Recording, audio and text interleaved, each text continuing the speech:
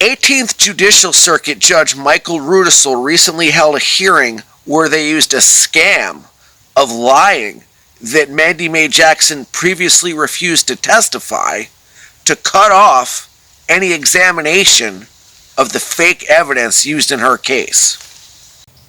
The decision of Mandi Mae Jackson to not testify, either at her own trial or against her co-defendant, was inevitable as a result of evidence being faked and her lawyers not attempting to dispute that fake evidence.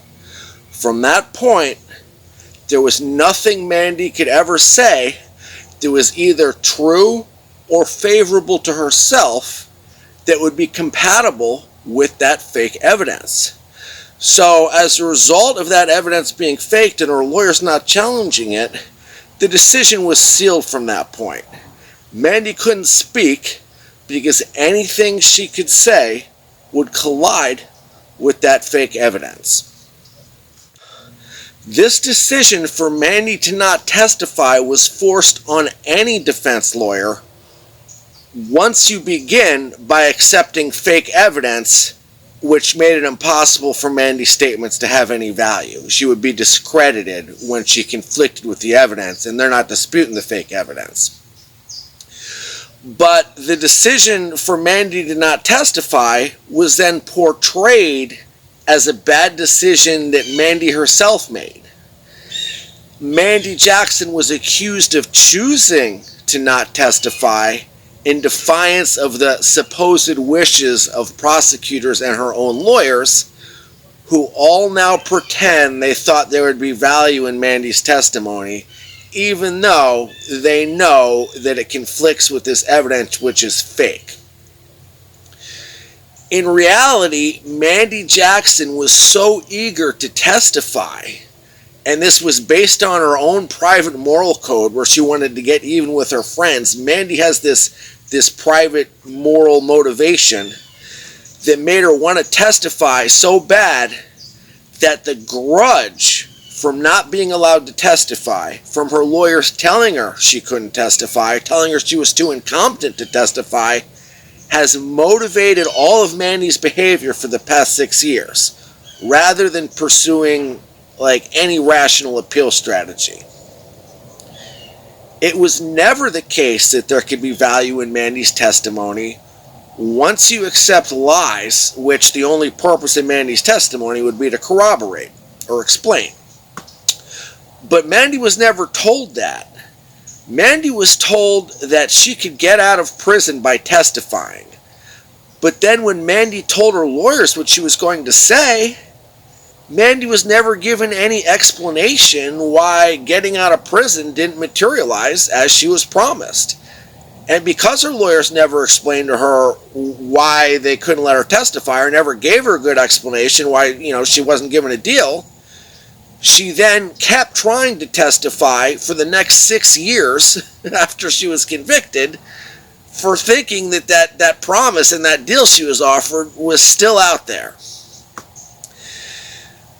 Judge Michael Rudisill then ruled that, of course, Mandi has to be lying when she says she wanted to testify, because it doesn't make any sense that her own lawyers and the prosecutor wouldn't want her to testify, right? I mean, of course her lawyers want her to testify. Of course the prosecutor does, so Mandi must be the liar. Rudisill ignored the actual evidence right in front of him, where Mandi's lawyers said they didn't like the story that Mandi offered to tell, and her lawyer said they got their version of events from someone other than Mandi. And this set of facts that her lawyers testified revealed and reflected the special underlying circumstances that made Mandi never testifying a foregone conclusion. So this is the story of how a decision sealed by circumstance and inescapably forced on Mandi Jackson, which originated from evidence being faked and her lawyers not challenging that, was then replaced in court with a fantasy that Mandi herself was at fault for not wanting to testify, and this was done by a Space Cadet Judge Michael Rudisill, who just ignored the facts in front of him. In reality, the only testimony that the system was ever going to permit was lies that said Mandi was guilty. And incredibly, this policy of courts only allowing testimony and accepting it as true in proportion as it fits the state narrative, only letting people say things that fit the state evidence, help the state narrative, this policy of the system, meaning the lawyers and the prosecutors and the courts choosing who's allowed to speak and say what and what testimony has value, was portrayed as a decision made under control of a person who was too drugged up to even speak clearly in an isolation cell at the jail. So when they faked evidence and then Mandi was too drugged up to even know what was going on and tried to come up with testimony that would fit this fake evidence, and of course she couldn't, well, they said, oh, well, the fact that she couldn't create testimony that had any value for us is her own stubborn fault for being a bad person.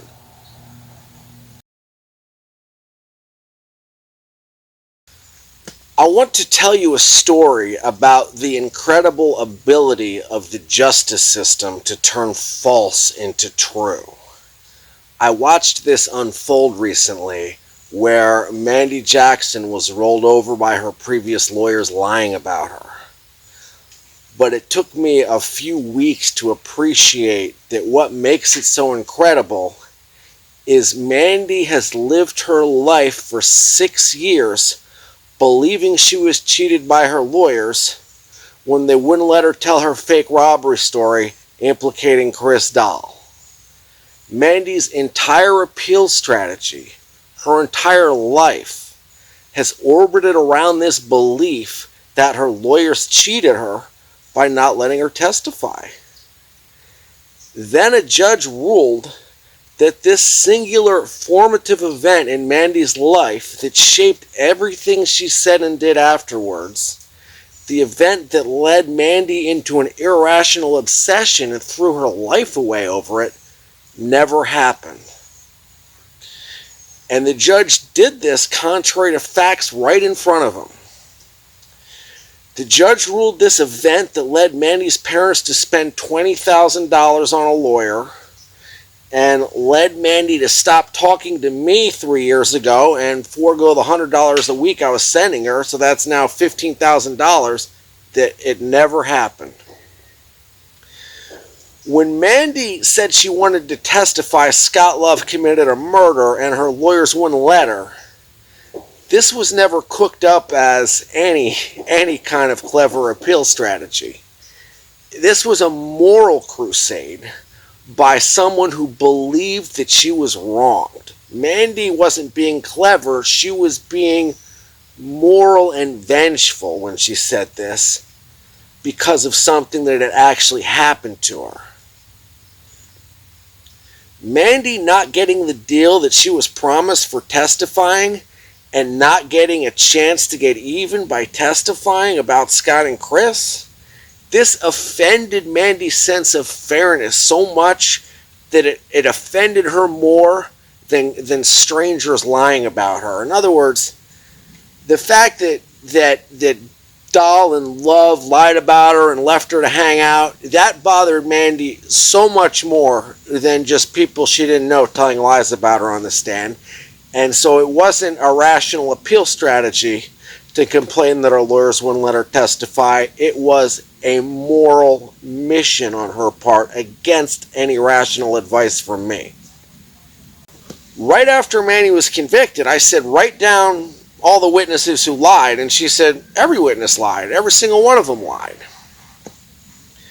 But she wasn't focused on that because she couldn't get past the fact that she had been promised a deal which she already kept her end of, so that rather than pursue any kind of rational appeal strategy based on what she said, that every single witness lied, Mandi spent 6 years and more than $35,000 driven by this event that the judge said never happened, driven by this fact that she wanted to testify against Scott and Chris and her lawyers told her no, and it drove her mad for her moral sense of justice. And the judge said, you know what? This thing that you've been obsessing over and wasting all your money over for the past 6 years, I don't believe it ever happened.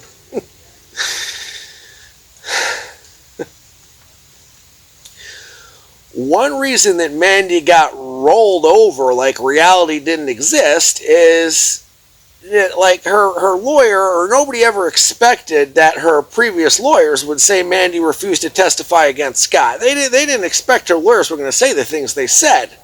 Mandi's new lawyer thought it was just Mandi's own trial that was the issue, and whether her lawyers at trial recommended that Mandi testify at her trial or whether Mandi refused to. Mandi's lawyers actually said the reasons why they didn't want Mandi to testify at her own trial was because A, she was drugged up, and B, her story wasn't believable. You know, she was going to get cross-examined on it, and she's drugged up, and the jury's going to think it's just nonsense. And then Judge Rudisill also himself then said, yeah, Mandi's not believable. Mandi's new lawyer never would have guessed that her old lawyers also never told the prosecutors that she was willing to testify against Scott. And he never guessed that her old lawyers would claim that Mandi never told them her own story. Her lawyer said, oh, we never asked Mandi what happened that night and she never told us. Her lawyer was just like flabbergasted. I mean, he couldn't have guessed that her lawyers were going to say these crazy things. But the only dispute at this recent hearing was supposed to be whether Mandi's testimony would have affected her trial outcome. Not whether her offer to testify even happened or whether she refused to testify. It was just given that her lawyers told her not to testify, but if they'd instead advised her correctly to testify, would that have affected the trial outcome? And to answer that question, her lawyers were arguably right when they decided that Mandi's testimony wouldn't have helped, and so they told her not to testify. And they thought she was incompetent to testify.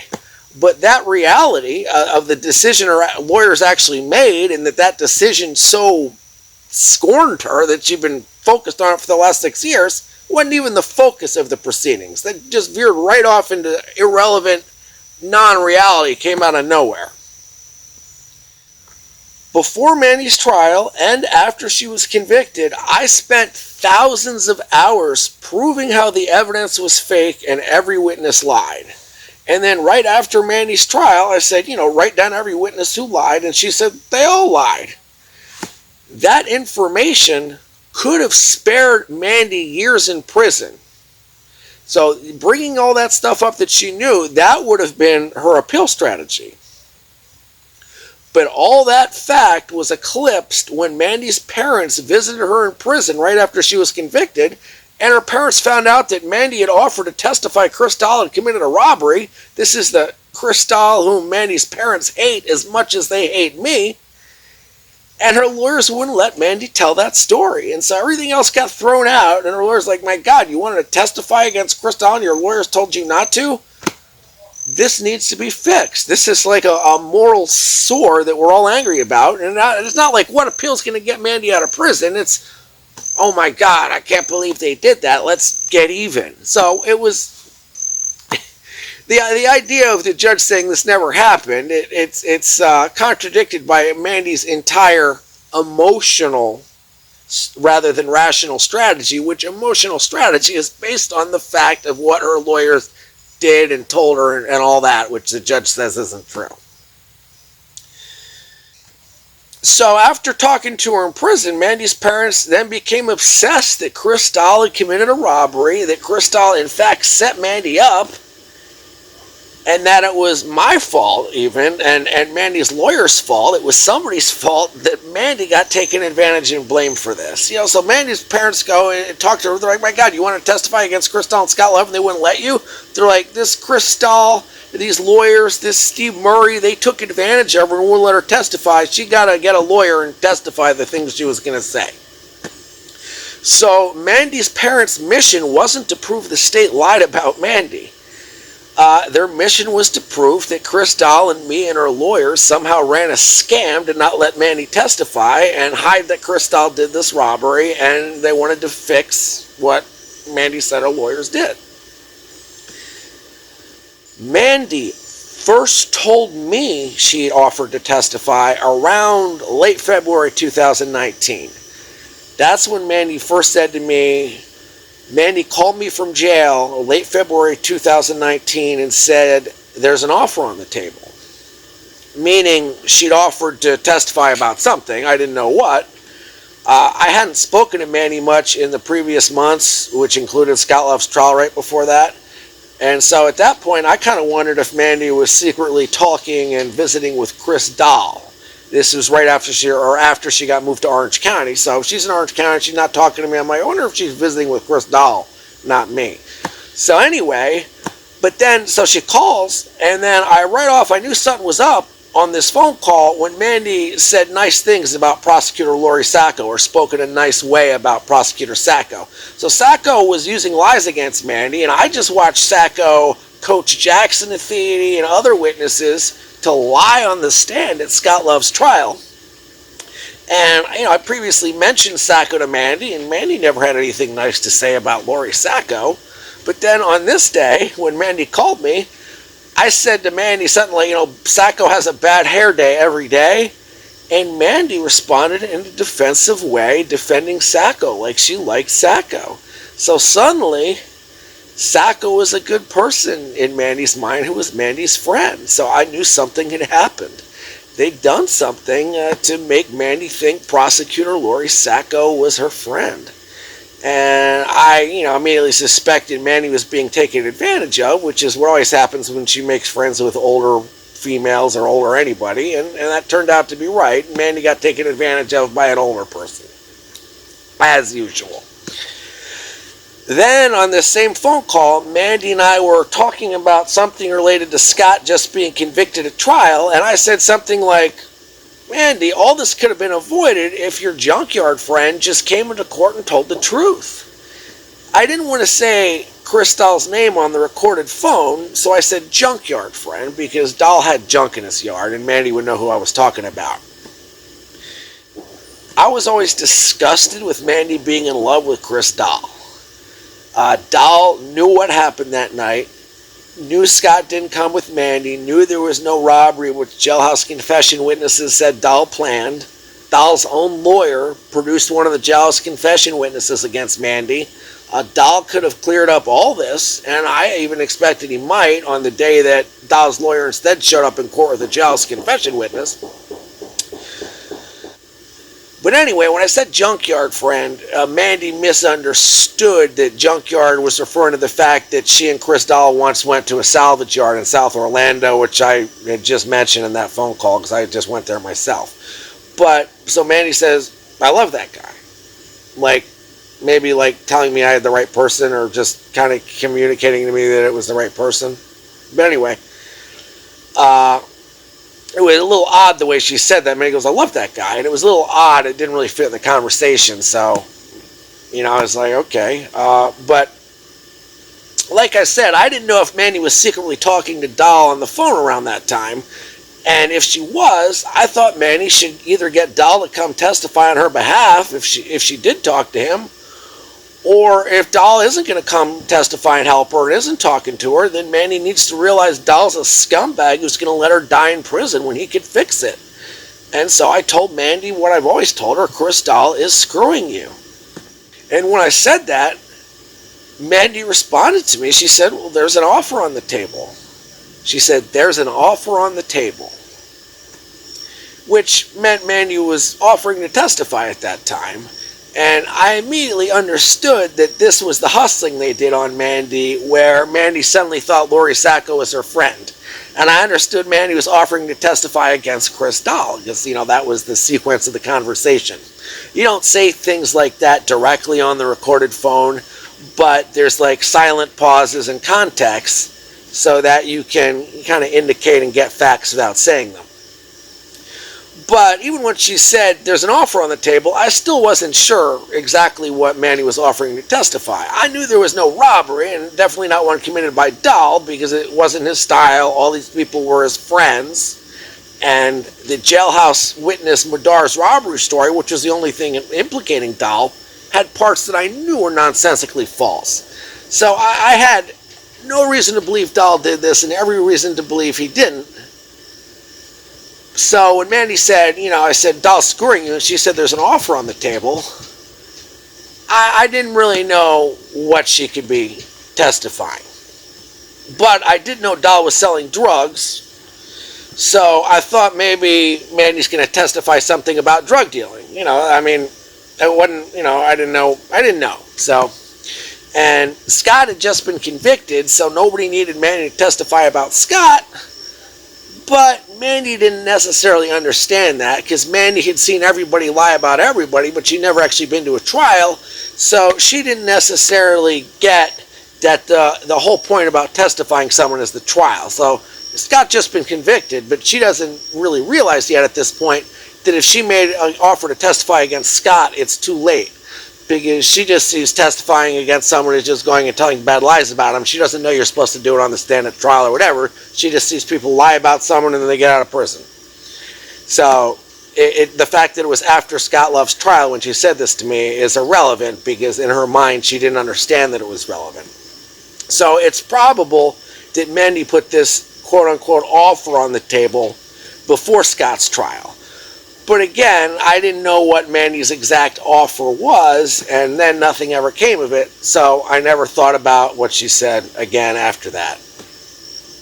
And then when Mandi's lawyer Bark told me at trial they decided for Mandi to not testify because Bark said it was a trap and because Mandi was drug up to where Bark didn't want the jury even to look at Mandi, I was surprised they were even thinking about Mandi testifying, because I'd seen trials on TV, and based on what I'd seen on TV, I didn't think that defendants ever testified. I just didn't know anything about trials at that time, and I thought, defendants don't ever testify. So I was surprised when Bark's like, yeah, we're not going to ever testify because it's a trap, and because she's too drugged up for the jury to even look at her.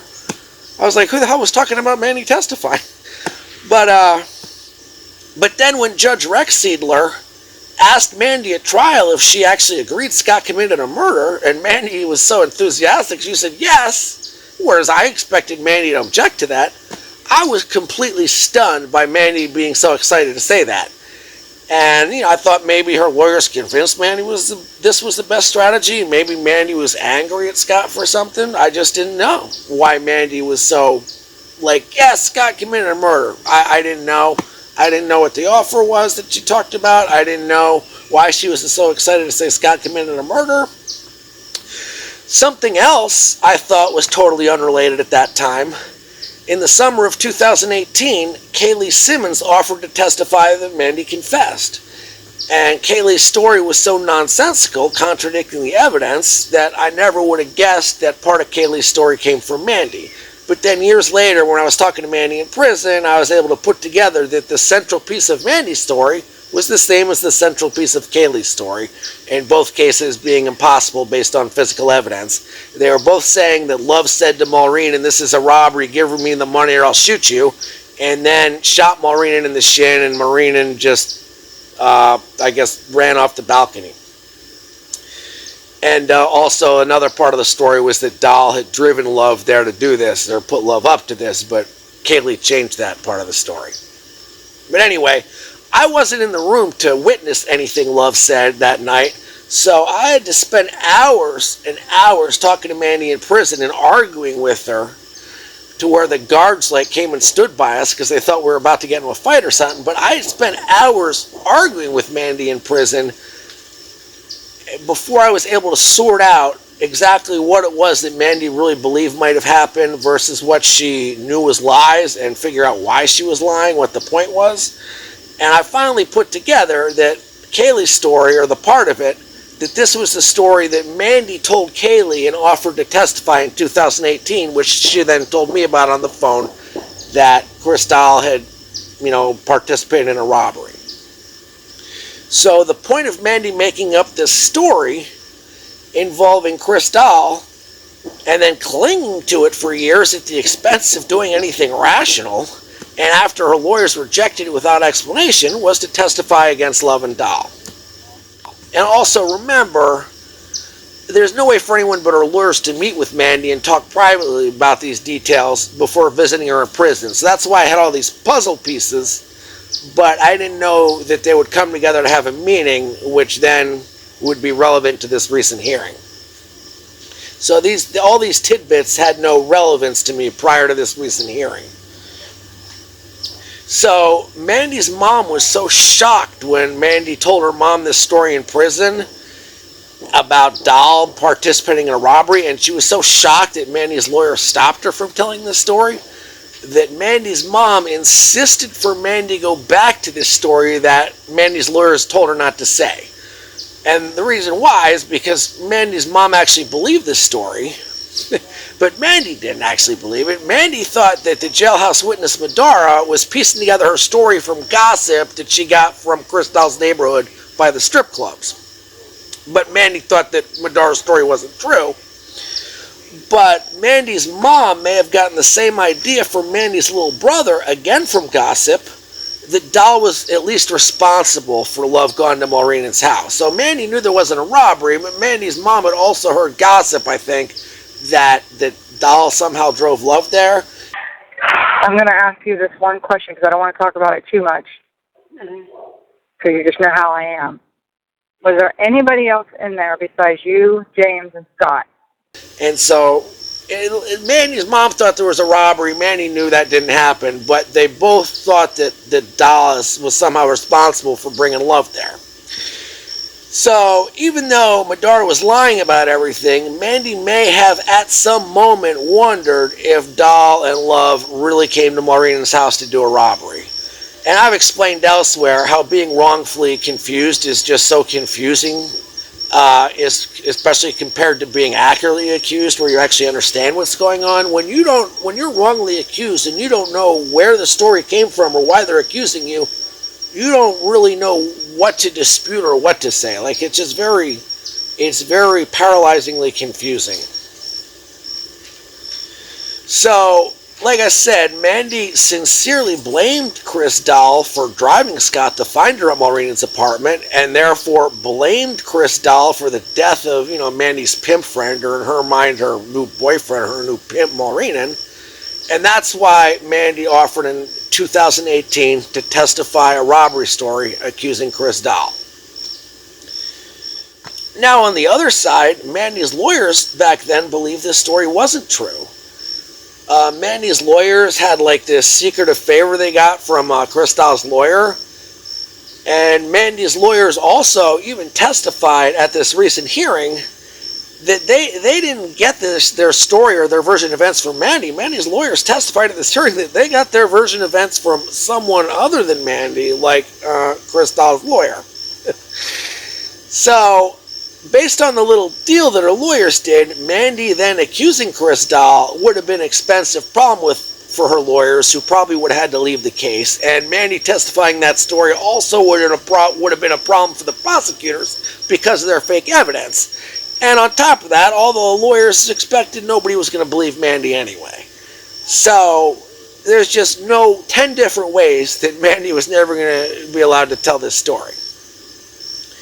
But there's yet even another reason that Mandi's new lawyer seemed to be so poorly prepared for her previous lawyers testifying against her, and that's that they never would have guessed Prosecutor Stone was even going to think to call Mandi's lawyers to testify, because everyone just assumed that Mandi's lawyers told Prosecutor Stone when Mandi was willing to testify when she put that offer on the table.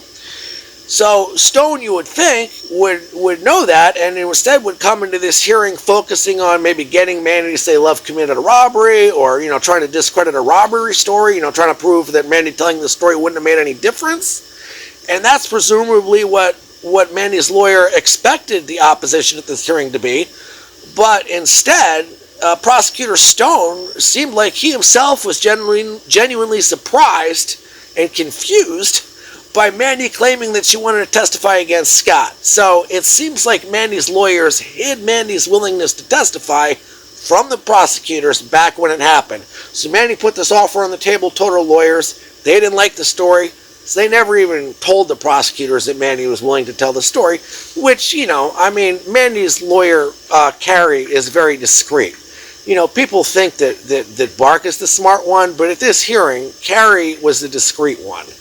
So everything Carrie says is very discreet. So anyway, this hearing that was supposed to be, and that should have been focused on what Mandi actually witnessed about these events and what she could have testified at trial if she'd been allowed to testify, it devolved into a hearing where everyone was just confused by what everyone else was even saying. And the result is that whatever Mandi actually knows about what happened that night, it's never going to be examined in court.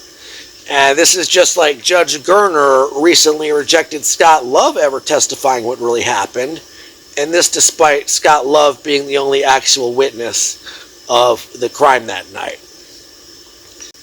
But anyway, the point is that from the day Mandi went to prison and her parents visited her, their aim was never to prove the evidence was fake or any witnesses lied, which it should have been, which would have been a much better appeal strategy. Their aim was to fix and get even for Mandi's lawyers not letting her testify and telling her she couldn't testify, after Mandi had been told that her testifying could have fixed everything back when she offered to testify. Mandi was told the state wanted to give her generous treatment for testifying, and she perceived that her lawyers somehow stopped this or wouldn't let it happen. And Mandi was so frustrated by this when it happened that Mandi couldn't let it go. And this was even despite me. I myself spent years trying to persuade Mandi that she was going to spend her life in prison if she wasted her appeals on this nonsense, but she couldn't let this grudge of her lawyers not letting her testify go. So I in prison, I basically, and in emails to prison, I begged Mandi that she had to abandon this story that she wanted to testify, which I knew was lies.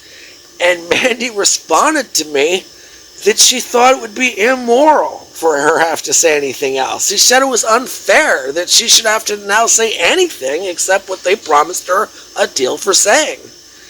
And Mandi felt that she had already made a deal and somebody else backed out, and it's morally mandated that they give her the deal she was told at the time that she was taking. So Mandi thought she already had this promise, like a contract she could enforce, and she shouldn't need an appeal strategy. She shouldn't need to do anything new because she already did her part accusing Love and Dahl. And, so Mandi was told it would fix everything if she told this story, and then when they wouldn't let her tell it, she felt cheated, and as dumb as it was, Mandi couldn't let this go, and she couldn't move on and do a normal appeal, and she couldn't let this go, what they'd done, because this actually happened. Her lawyers actually wouldn't let her testify.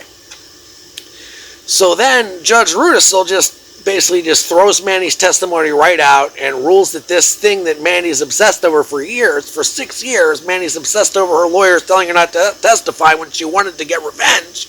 She wants to get revenge, and her lawyers told her she couldn't testify, and it's eaten at her for 6 years. And the judge said, you know what, I don't think this ever happened. And the crazy irony is, her lawyers knew people wouldn't believe her, just like Judge Rudisill didn't believe her, and that's one reason why they wouldn't let her testify. So, at this hearing, Mandi's lawyer and the prosecutor said, don't believe what Mandi says at this hearing. That's what they told the judge. They said, Judge, don't believe what Mandi says at this hearing. Her own lawyers said that. And Judge Rudisill himself then said, I don't believe what Mandi said. He didn't believe Mandi's testimony. And then, despite both Mandi's lawyers and the prosecutor saying, don't believe what Mandi testifies, and then Judge Rudisill saying Mandi isn't believable when she testifies, Rudisill's still quite certain that her lawyers previously wanted her to testify, despite now thinking she's not believable, that her lawyers previously wanted her to testify, and that the prosecutor would have given her a deal for it. This despite they're both saying, her testimony is all over the place, she contradicted blah, blah, blah. Oh yeah, but we're all certain that they previously thought her testifying was the best thing when they now tell you that you can't even listen to a thing she says. So the whole thing's a scam. It's a dumb game where who's allowed to speak and accept it as true is designed to get the outcome the prosecution wants. These jailhouse confession witnesses who were let out of jail for saying things that contradicted physical evidence were accepted casually as more believable than Mandi's lawyers. These jailhouse confession witnesses who were let out of prison for saying things that contradicted physical evidence were just casually accepted as true over Mandi's lawyers at trial. But then Mandi's lawyers, who the jailhouse witnesses were accepted over, Suddenly, Mandi's lawyers were casually accepted as true at this hearing over Mandi, despite now her lawyers contradicting the judge's own facts. So first the jailhouse witnesses contradict evidence, and they're still accepted as true over Mandi's lawyers. Now Mandi's lawyers contradict evidence, and they're still accepted as true over Mandi. and the only actual witness of the crime, Scott Love, isn't even allowed to speak at all.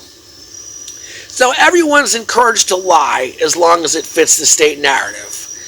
And Mandi tried to tell you one true thing about the event that has dictated her whole life ambition and strategy for the last 6 years. It was just casually and smugly replaced with inventions. Like everything Mandi's been holding a grudge for and arguing with me about at the prison, according to the judge, it never happened.